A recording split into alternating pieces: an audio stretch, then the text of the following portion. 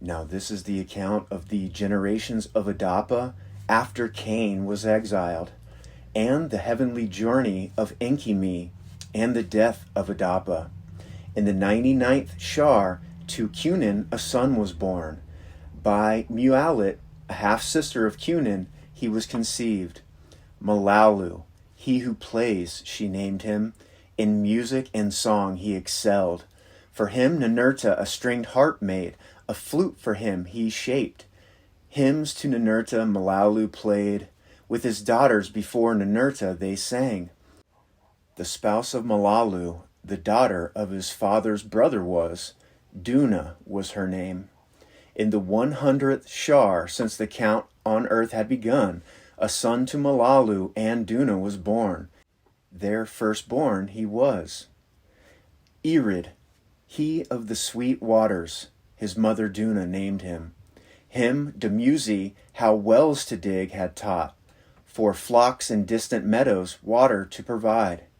It was there, by the wells in the meadows, that shepherds and maidens gathered, where espousing and proliferation by civilized mankind exceedingly abounded. In his days the Ajiji to earth were more frequently coming. To observe and see from the heavens they increasingly abandoned. To watch and see what on earth was transpiring they increasingly desired. To be with them on Lamu, Enki Marduk beseeched. To watch and see what on earth was transpiring, Marduk more fervently wished. At a well in the meadows did Erid his spouse meet. Baraka was her name, the daughter of his mother's brother she was. At the conclusion of the 102nd Shar, a son to them was born, by the name Enki, by Enki understanding, in the annals he was called. Wise and intelligent he was, numbers he quickly understood. About the heavens and all matters celestial he was constantly curious. To him the Lord Enki took a liking. Secrets once to Adapa revealed to him he told.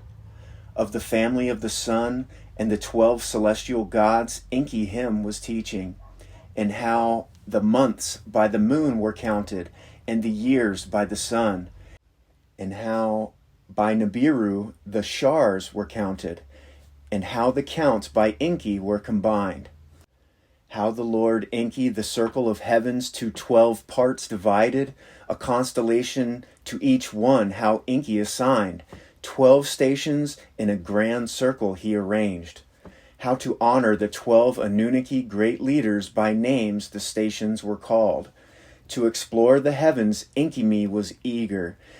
2 celestial journeys he did make. And this is the account of Enki's journeys to the heavens, and how the Ajiji troubles and intermarriages by Marduk were started. To be with Marduk in the landing place Enki was sent. From there Marduk and a rocket ship to the moon did him take. There what Marduk from his father Enki had learned, to Enki he did teach. When to earth Enki returned, to be with Utu in Sapar, the place of the chariots, he was sent. There a tablet for writing what he was learning by Utu to Enki was given. Utu, in his bright abode, a prince of Earthlings him installed. The rites him he taught, the functions of priesthood to begin. In Sapar, with his spouse Edini, a half-sister, Enki resided. To them in the 104th Shar a son was born. Matushal his mother him named, who by the bright waters raised, the name meant. It was after that Enki on his second journey to the heavens went. This time too Marduk was his mentor and companion. In a celestial chariot heavenward they soared, toward the sun and away from it they circled. To visit the Ajiji on Lamu by Marduk he was taken. To him the Ajiji a liking took, of civilized earthlings from him they learned. Of him it is in the annals said, that to the heavens he departed, that in the heavens he stayed until the end of his days. Before Enchimi, for the heavens departed, all that in the heavens he was taught.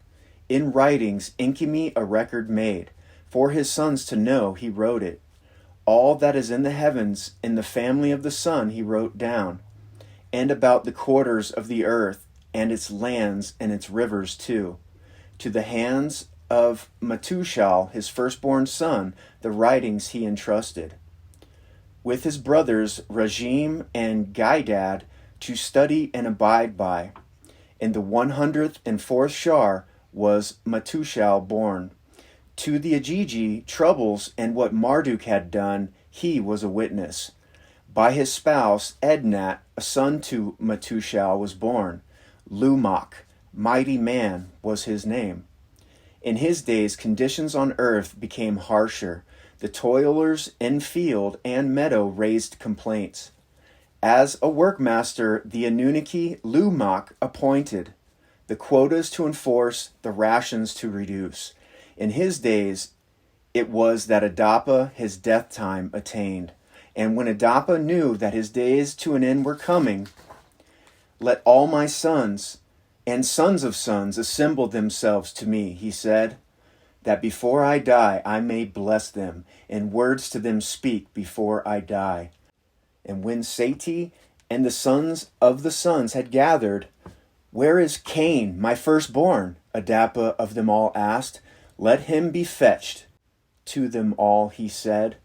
Before the Lord Enki, Sati his father's wish presented. What to be done of the Lord, he asked. Enki then Ninurta summoned. Let the banished one, of whom the mentor you were, to Adapa's deathbed be brought. In his bird of heaven, Ninurta betook himself. To the land of wandering he flew. Over the lands he roamed. From the skies for Cain he searched. And when he him found, like on eagle's wings, Cain to Adapa he brought. When of his son's arrival Adapa was informed, let Cain and Sati before me come, Adapa said. Before their father the two came, Cain the firstborn on the right, Sati on the left. And the eyesight of Adapa having failed, for recognition his sons' faces he touched. And the face of Cain on the right was beardless, and the face of Sati on the left with beard was. And Adapa put his right hand on the head of Sati, the one on the left. And he blessed him and said, Of your seed shall the earth be filled, and of your seed, as a tree with 3 branches, mankind a great calamity shall survive. And he put his left hand on the head of Cain on his right. And to him he said, For your sin of your birthright you are deprived. But of your seed 7 nations shall come. In a realm set apart they shall thrive. Distant lands they shall inhabit. But having your brother with a stone killed, by a stone will be your end. And when Adapa finished these words saying, his hands dropped, and he sighed and said, Now summon my spouse Titi, and all the sons and all the daughters. And after my spirit leaves me, to my birthplace by the river carry me. And with my face toward the rising sun there bury me. Like a wounded beast, Titi cried out. To her knees by Adapa's side she fell. And the 2 sons of Adapa, Cain and Sati, in a cloth his body wrapped. In a cave by the banks of the river, by Titi shown, Adapa they buried. In the midst of the 93rd Shar was he born. By the end of the 108th he died. A long life for an earthling he had. The life cycle of Enki he did not have. And after Adapa was buried, Cain to his mother and brother farewell bade. Ninurta and his bird of heaven to the land of wandering him returned. And in a distant realm Cain had sons and daughters. And he for them a city built, and as he was building, by a falling stone he was killed. In the Eden, Lumach, as a workmaster, the Anunnaki served. In the days of Lumach did Marduk and the Ajiji with Earthlings intermarry. In those days on earth, the hardships were increasing. In those days on Lamu, with dryness and dust was the planet enveloped. The Anunnaki who decree the fates, Enlil and Enki and Ninmah, with each other consulted. What conditions on earth and on Lamu were altering, they wondered. On the sun's flarings they observed. In the net force of earth and Lamu there were disruptions. In the Abzu, at the tip of the white land facing, instruments for observing they installed. In the charge of Nergal, the son of Enki, and his spouse Ereshkigal, the instruments were put. To the land beyond the seas Ninurta was assigned. In the mountain land a bond heaven-earth to establish. On Lamu the Ajiji were restless. To pacify them Marduk was the task given. Until what are the hardships causing, the way station on Lamu must be kept. So to Marduk the leader said. The three who the fates decree with each other consulted. They looked at each other. How old the others are. Each one of the others thought. Enki, who the death of Adapa was grieving, was the first one to speak. More than 100 shars since my arrival have passed, to his brother and sister, he said. I was then a dashing leader. Now bearded, tired, and old I am. An enthusiastic hero I was, for command and adventure ready, Enlil then said. Now I have children who have children, all on earth born. Old on earth we became, but those on earth born are even older sooner. So did Enlil to his brother and sister ruefully say. As for me, an old sheep they call me, so did Ninmah wistfully say. While the others have been coming and going, turns on earth to serve, taking. We the leaders have stayed and stayed. Perchance it is time to leave, so did Enlil say. Of that did I often wonder, to them Enki was saying, each time one of us three to revisit Nibiru wished. Word from Nibiru always are coming thereto prevented. Of that I too did wonder, Enlil was saying. Is it a thing on Nibiru? A thing on earth? Perchance the life cycles that differ it concerns, so was Ninmah saying. To watch and see what transpires, the three leaders decided. At that time, fate, or was it destiny, in its hands the matters took. For it came to pass that soon thereafter Marduk to his father Enki came. A matter of gravity with his father Enki to discuss he wished. Upon the earth the three sons of Enlil spouses have chosen.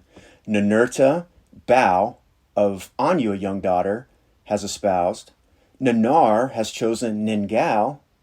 Ishkur, Shala has taken. By Nergal, your son Ereshkigal, of Enlil a granddaughter, as a spouse was taken. By threats to kill her, her consent from her was extracted. To await my espousal, being your firstborn, Nergal did not wait. The other four, in deference, my espousal are waiting. A bride I wish to choose, to have a spouse, it is my desire. So did Marduk to his father Enki say. Your words happy make me, Enki to Marduk was saying. Your mother too shall rejoice. To hold his word to Ninki, Marduk with a raised hand to his father motioned. Is she the one of the young ones who heal and succor give? Enki went on to ask. A descendant of Adapa she is, of earth. Not Nibiru she is, Marduk softly whispered. With a puzzled look, Enki was speechless. Then uncontrolled words he shouted. A prince of Nibiru, a firstborn to succession entitled, an earthling will espouse? Not an earthling, but your own offspring, to him Marduk said. A daughter of Enki, who to heaven was taken, she is. Sarpanit is her name. Enki his spouse Ninki summoned. To her what Marduk transpired he related. To Ninki his mother Marduk his heart's desire repeated and said, When Enki with me was journeying, and of heaven and earth him I was teaching, what my father once said, I with my own eyes witnessed. Step by step on this planet, a primitive being like us to be, we have created. In our image and in our likeness, civilized earthling is, except for the long life, he is we. A daughter of Enki my fancy caught, her to espouse I wish. Ninki her son's words pondered. And the maiden, does she your gaze appreciate? So did she, Marduk ask. Indeed she does, Marduk to his mother said. This is not the matter to consider, Enki with a raised voice said. If our son shall this do, to Nibiru with his spouse he would never go. His princely rights on Nibiru he forever will forsake. To this Marduk with a bitter laughter responded, my rights on Nibiru are non-existent. Even on earth my rights as firstborn have been trampled. This indeed is my decision. From prince a king on earth become, the master of this planet. Let it so be, Ninki said. Let it so be, Enki also said. They summoned Matushal, the bride's brother, of Marduk's wish.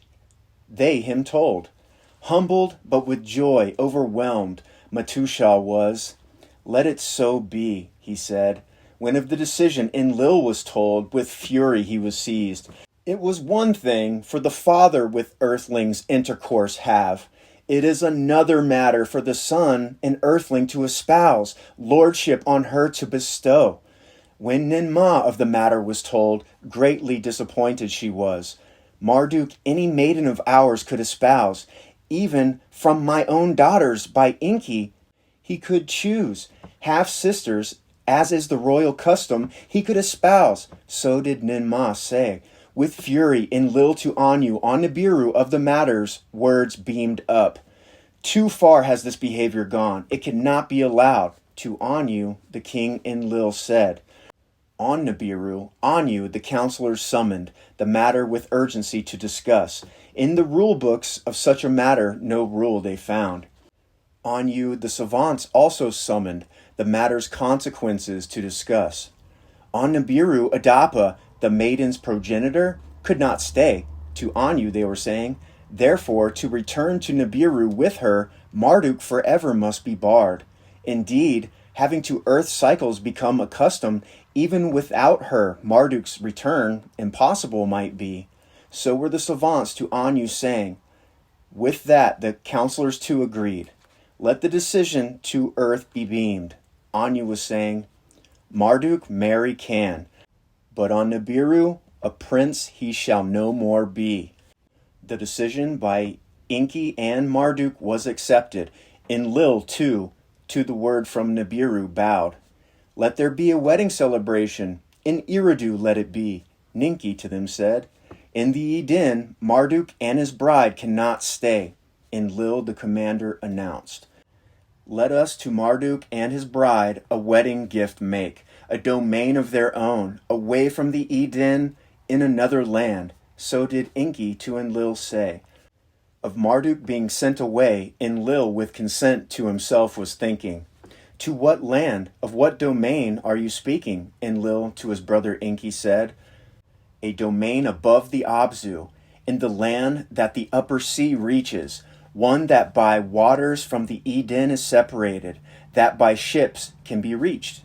So did Enki to Enlil say. Let it so be, Enlil said. In Eridu, a wedding celebration Ninki for Marduk and Sarpanit arranged. Her people, by the sound of a copper drum, the ceremony announced. With 7 tambourines, her sisters, the bride to her spouse, presented. A great multitude of civilized earthlings in Eridu assembled. Like a coronation to them the wedding was. Young Anunnaki also attended. Ajiji from Lamu in great numbers came. To celebrate our leader's wedding of Nibiru and Earth a union, to witness we came. So did the Ajiji their arrival in large numbers explain. Now this is the account of how the Ajiji, the daughters of the Earthlings, abducted